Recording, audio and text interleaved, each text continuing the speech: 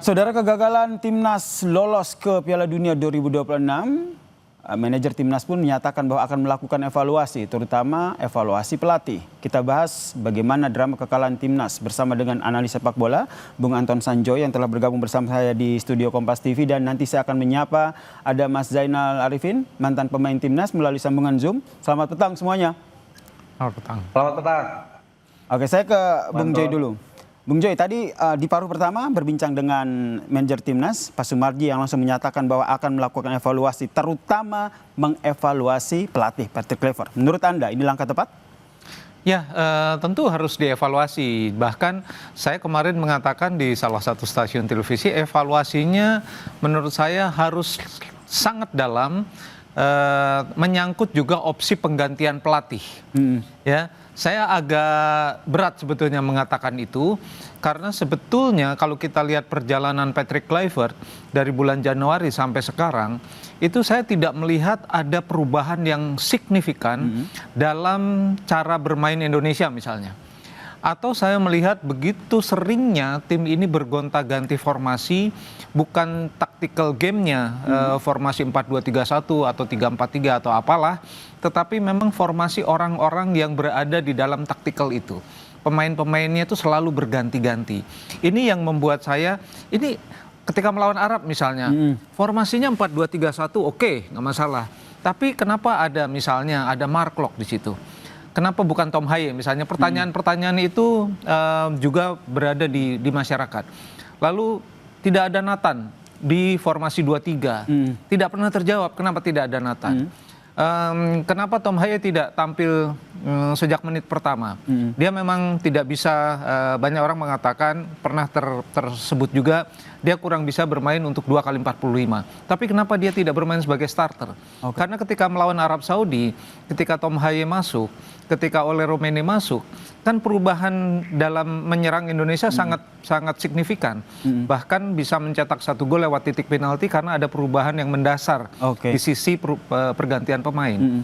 Jadi kalau saya bilang tadi, kalau manajer Pak Marji mengatakan bahwa harus evaluasi, termasuk evaluasi pelatih, bahkan saya bilang harus ada opsi untuk mengganti. Oke, jadi Anda tidak hanya mendorong evaluasi, tapi mendorong untuk mengganti pelatih saat ini, Patrick Kluivert, ya? Betul, karena sejak awal kan tim ini bekerja secara tim, ya. Ada 3 orang yang sebetulnya betul-betul bertanggung jawab. Patrick Kluivert, Daniel Lansat, dan Alex Pastoor.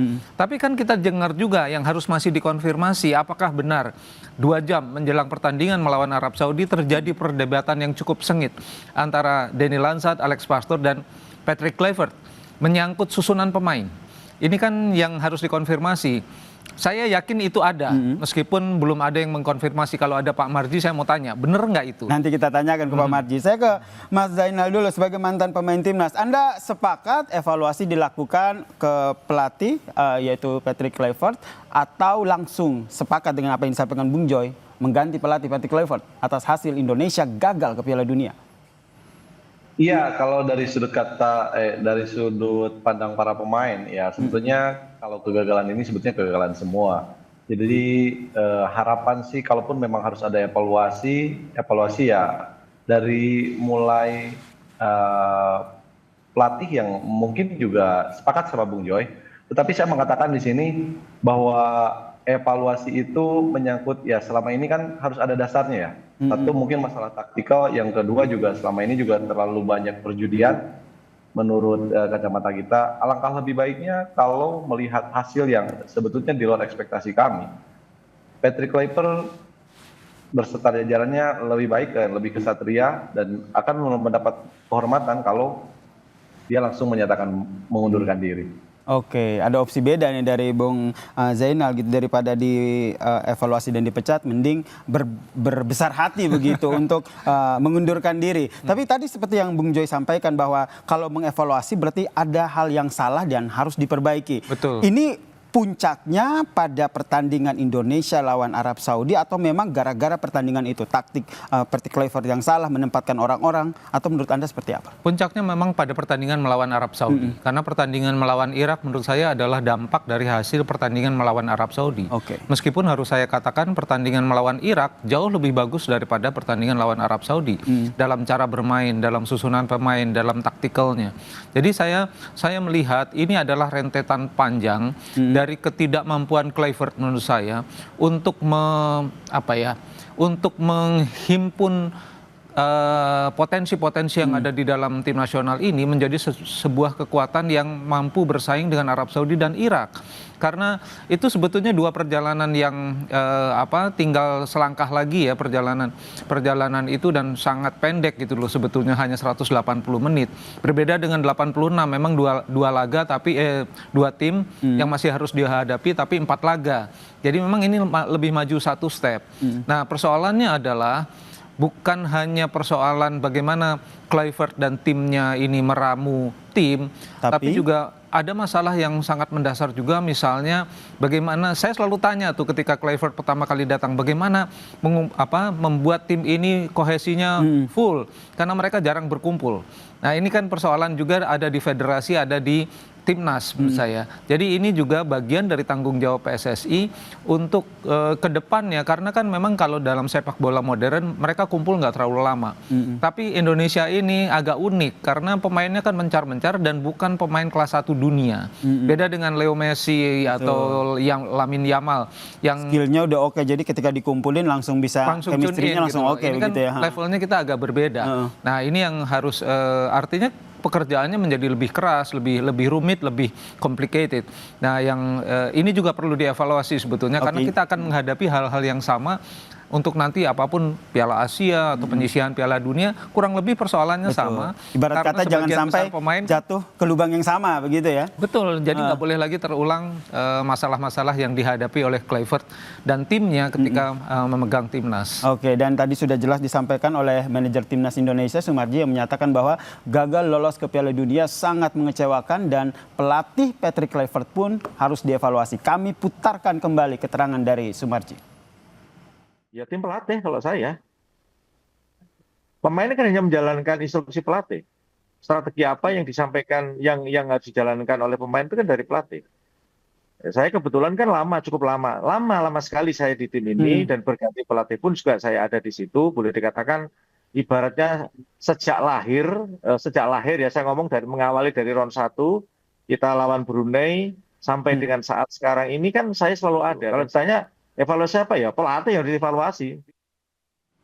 Saya ke Mas Zainal. Mas Zainal, Anda juga apakah melihat hal yang berbeda bahwa memang evaluasi ini dilakukan karena kemarin kegagalan Patrick Kluivert dalam menempatkan taktik saat melawan Arab Saudi? Ya, kalau kegagalan kita tidak berbicara di masalah pertandingan kemarin aja ya. Kita berbicara masalah walaupun sempat ada hasilnya bagus, tetapi secara permainan kita tidak terlihat seperti apa. Game modelnya itu seperti apa. Seperti yang dikatakan oleh manajer Pak Sumardi bahwa itu adalah evaluasi. Ya, memang itu hak prerogatif seorang manajer ya, karena itu pertanggungjawabannya kepada seluruh rakyat Indonesia tentunya. Jadi kalau udah seperti ini, kalau manajer sudah menyatakan seperti itu, ya kita tunggu aja. Dan alangkah lebih baik yang saya sampaikan tadi gitu. Seorang pelatih kalau sudah dinyatakan gagal, lebih baik ya secara kesatria lebih baik mundur secara terhormat mungkin ya. Jadi Anda mendorong ya, menyatakan bahwa Patrick Kluivert, Anda sudah gagal membawa Indonesia ke Piala Dunia 2026 dan sebaiknya Anda mengundurkan diri, begitu ya? Iya, gini ya, karena memang ekspektasi rakyat Indonesia berharap timnas kita itu bisa berbicara di event dunia, yang tadinya juga optimisme yang sangat menjunjung, maksudnya optimisme yang diharapkan. Mungkin saya, Bung Anton juga sependapat di situ. Masyarakat Indonesia berharap ya timnas kita bisa berbicara lebih di level yang lebih tinggi. Tetapi ya itu tadi gitu kan, ekspektasinya, harapannya tidak sesuai. Ya mau apa lagi yang harus dipertahankan? Kecuali kalau misalkan ke depannya kita punya targetnya, misalkan kayak Piala Asia seperti ini. Nah harapannya sih di situ pun kalau seandainya nanti gagal lagi gitu, sampai kapan gitu. Ya, Betul, tentu saja kita berharap ini tidak terulang lagi begitu ya.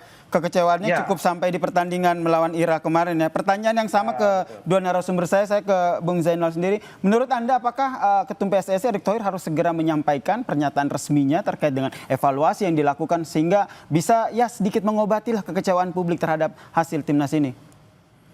iya, kalau menurut saya sih apa yang disampaikan manajer Pak Sumardi itu juga mewakili dari Pak Erick Thohir sebagai Ketua Umum PSSI, karena mau bagaimanapun statement yang sudah disampaikan itu sesuatu hal yang sudah disepakati sepertinya ya.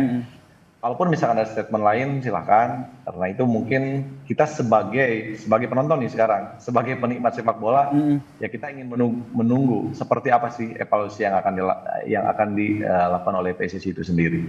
Oke, Bung Joy. Ya, sebetulnya masih banyak pertanyaan publik. Saya pun mungkin juga ada pertanyaan-pertanyaan besar. Yang harus dijelaskan oleh Patrick Kluivert adalah apa sih kendalanya untuk menghandle kumpulan pemain yang sekarang menurut saya ini adalah yang terbaik yang kita punyai. Terlepas apakah dia pemain diaspora atau bukan, tapi ini adalah sekumpulan pemain yang terbaik sekarang. Dengan modal seperti ini sebetulnya kita melihat bahwa ada dalam tanda kutip ketidakmampuan dia untuk mengelola sumber daya yang sudah sangat baik ini menjadi sebuah tim yang andal. Ini kan yang kita nggak pernah lihat backbone-nya ini benar-benar dimainkan secara dengan taktikal yang benar-benar fix. Dan kemudian kalau taktikal A tidak jalan, ada taktikal B, ada taktikal C. Dan kelihatan dengan sejumlah lawan misalnya. Saya tidak menghitung lawan Australia dan Jepang. Itu sangat tidak saya masukkan karena situasinya sangat tidak ideal. Tapi pertandingan katakanlah lawan Libanon, lawan Cina, lawan Bahrain, itu saya tidak melihat tim ini semakin lama semakin baik. Mainnya menurut saya nggak oke gitu. Ini yang meskipun menang lawan Bahrain, lawan Cina, tapi tidak membuat publik yakin bahwa tim ini mampu bersaing dengan Arab Saudi dan Irak. Dan bahkan itu di bawah kepemimpinan Patrick Kluivert ya? di bawah kepemimpinan Patrick Kluivert. Padahal tim ini menurut teman-teman di PSSI adalah tim yang terbaik yang katanya mereka pernah punya. Saya pun sempat berpikiran demikian. Waduh, ini timnya kuat. Bahkan ada Simon Tahamata, ada Cruyff di sana. Dan saya lihat tapi tidak jalan. Ada menurut saya kemudian berpikir apakah ini soal kapabilitas? Apakah ini soal kemampuan head coach untuk meramu semua kekuatan dan sumber daya ini menjadi kekuatan yang betul-betul disegani dan mampu bersaing dengan Arab Saudi dan Irak. Dan itu yang kita nantikan ya seperti apa. Kita berharap nanti Patrick Kluivert juga menyampaikan pernyataan resminya juga ya pasca pertandingan selain pernyataan yang sudah disampaikan, dan kita lihat nih seperti apa evaluasi yang dilakukan PSSI pasca drama kegagalan timnas melaju ke Piala Dunia 2026. Terima kasih Bung Joy. Sama-sama. Terima kasih Bung Zainal telah berbagi informasi. Sama-sama. Ya kita obatilah rasa kekecewaan kita ini dengan terus optimisme ya. Timnas masih terus mengudara ataupun terus mendunia begitu. Amin. Terima kasih semuanya telah bergabung bersama kami di Kompas Petang.